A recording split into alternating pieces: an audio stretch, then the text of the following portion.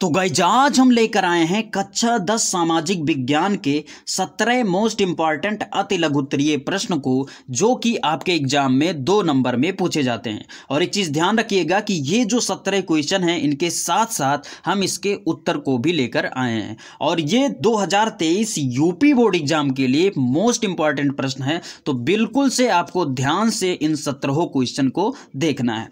तो बिना किसी देरी के करते हैं वीडियो को स्टार्ट और चलते हैं अपने पहले नंबर क्वेश्चन की ओर। पहला नंबर क्वेश्चन कहता है संयुक्त राष्ट्र संघ की सुरक्षा परिषद के 2 अस्थायी सदस्य देशों के नाम लिखिए। अब इसका जो आंसर होगा वो होगा रूस और अमेरिका। इसको आप यहां पर तैयार कर लीजिए, मोस्ट इंपॉर्टेंट क्वेश्चन है। उसके बाद में हमारा अगला क्वेश्चन जो है ये और भी ज़्यादा मोस्ट इंपॉर्टेंट हो जाता है। ये क्वेश्चन कहता है जर्मनी का एकीकरण कब और कैसे हुआ। और इसका जो आंसर होगा वो होगा आपका जर्मनी का एकीकरण 18 जनवरी 1871 ईस्वी को घोषित की गई, जो कि 1848 ईस्वी में जर्मन संप्रदाय के विभिन्न क्षेत्रों के निर्वाचित संसद द्वारा नियंत्रित राष्ट्र राज्य बनाने के प्रयास का परिणाम था। तो इसको भी आप तैयार कर लीजिए, मोस्ट इंपॉर्टेंट क्वेश्चन हो जाता है आपका। उसके बाद में ये जो क्वेश्चन है ये वेरी वेरी इंपॉर्टेंट क्वेश्चन है, तो इसको आपको अच्छे से तैयार करना होगा। ये क्वेश्चन कहता है भारतीय लोकतंत्र में आने वाली 2 चुनौतियां बताइए। अब इसका जो आंसर है वो आपका है विस्तार की चुनौती और दूसरा है लोकतंत्र को मजबूत करने की चुनौती। तो ये आपका मोस्ट इंपॉर्टेंट क्वेश्चन था, इसको आप तैयार कर लीजिएगा। उसके बाद में ये जो क्वेश्चन है ये भी मोस्ट इंपॉर्टेंट क्वेश्चन है। ये कहता है गुटेनबर्ग का नाम क्यों प्रसिद्ध है, उसने पहली पुस्तक कौन सी छापी थी। अब यहाँ पर इसका जो आंसर होगा वो आप देख लीजिए। गुटेनबर्ग ने पहली प्रेस का आविष्कार किया, यह इनकी प्रसिद्धि का आधार है।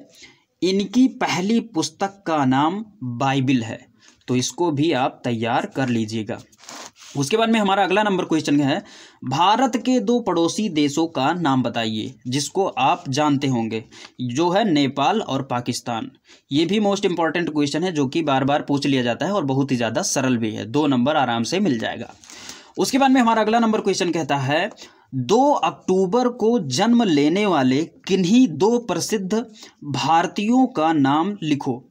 अब इस क्वेश्चन में एक का नाम तो बहुत आसानी से, गांधी जी का नाम तो आसानी से लिख लिए जाते हैं, लेकिन दूसरे व्यक्ति का नाम ज़्यादातर लोग भूल जाते हैं।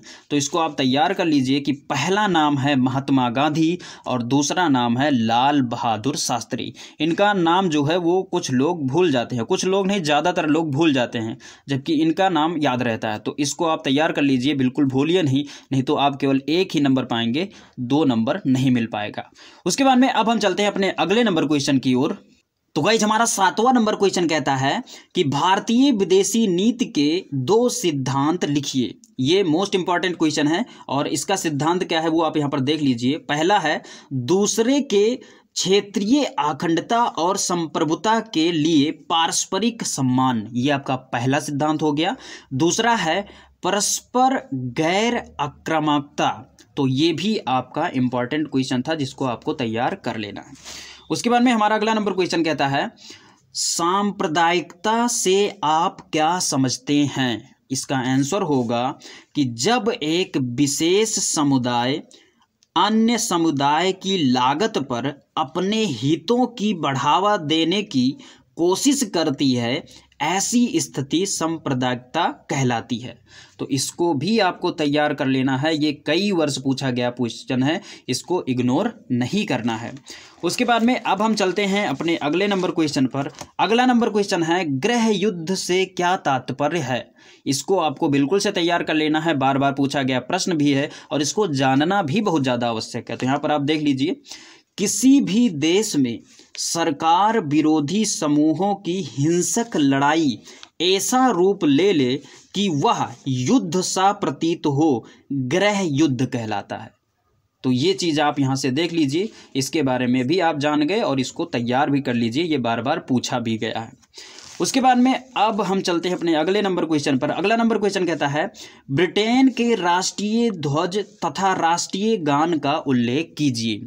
अब यहाँ पर आपका देख लीजिए उत्तर क्या है। ब्रिटेन का राष्ट्रीय ध्वज यूनियन जंक, जिसे ब्रिटेन का झंडा कहा जाता है। उसके बाद में राष्ट्रीय गान जो है वो है God save over Nobel king, ये हो जाएगा राष्ट्रीय गान का बोल। तो ये भी क्वेश्चन बार बार पूछा गया है और अब की बार के लिए ये मोस्ट इम्पॉर्टेंट क्वेश्चन है, ये चीज़ ध्यान में रखना। न्यूज़ अगर पढ़ते होंगे तो न्यूज़ में अब की बार ब्रिटेन से रिलेटेड बहुत ज़्यादा चीज़ें वायरल हुई हैं, तो ये आपके लिए इम्पॉर्टेंट अब की बार हो जाता है। उसके बाद में अगर आपका अगला नंबर क्वेश्चन देखेंगे तो ये कहता है लोकतंत्र में जातिवाद क्यों घातक है, कारण लिखिए। ये भी मोस्ट इम्पॉर्टेंट क्वेश्चन है। अब इसका आंसर देख लीजिए। पहला है इससे राष्ट्रीय एकता भंग होती है। उसके बाद में दूसरा है यह समाज के विकास में बाधक के रूप में होता है। तो इसको आप तैयार कर लीजिए, ये मोस्ट इम्पॉर्टेंट क्वेश्चन है, कई बार पूछा गया क्वेश्चन है। उसके बाद में अब हम चलते हैं अपने अगले नंबर क्वेश्चन पर। अगला नंबर क्वेश्चन कहता है देश की सबसे बड़ी पाइपलाइन कौन सी है। ये मोस्ट इम्पॉर्टेंट क्वेश्चन है, इसको आपको बिल्कुल से तैयार कर लेना है। तो यहाँ पर आप देखिए हजीरा विजयपुर जगदीशपुर, जिसकी अगर लंबाई की बात की जाए तो 1730 किलोमीटर। तो इसको आपको तैयार कर लेना है, ये बार बार पूछा गया क्वेश्चन है। उसके बाद में हमारा अगला जो क्वेश्चन है वो कहता है खरीफ फसलों के 2 उदाहरण दीजिए। तो ये बहुत ही आसान है, अगर आप इसका आंसर देखेंगे तो चावल एवं मक्का। चूँकि जो हमारा भारत है वो कृषि प्रधान देश है, तो ये चीज़ तो आपको पता ही होगा, लेकिन ये इम्पॉर्टेंट ज़्यादा है, तो इसको आप तैयार कर लीजिए। उसके बाद में अब हम चलते हैं अपने अगले नंबर क्वेश्चन पर। तो गाइज हमारा अगला नंबर क्वेश्चन है रबी फसल के 2 उदाहरण दीजिए। तो अभी रबी का समय चल रहा है और जिसमें उदाहरण अगर आप लिखेंगे तो गेहूं हो गया, जौ हो गया, आलू हो गया, ये सब आपके रबी फसल के तहत आते हैं। उसके बाद में हमारा अगला मोस्ट इंपॉर्टेंट क्वेश्चन जो है वो है भारतीय रिजर्व बैंक के कोई 2 कार्य लिखिए। ये मोस्ट इम्पॉर्टेंट क्वेश्चन है, बिल्कुल से आपको इसको तैयार करना होगा। तो इसका जो आंसर है उसको आप यहाँ पर देख लीजिए। इसका आंसर है यह भारत के बैंकिंग क्षेत्र में नीति निर्धारण का कार्य करती है।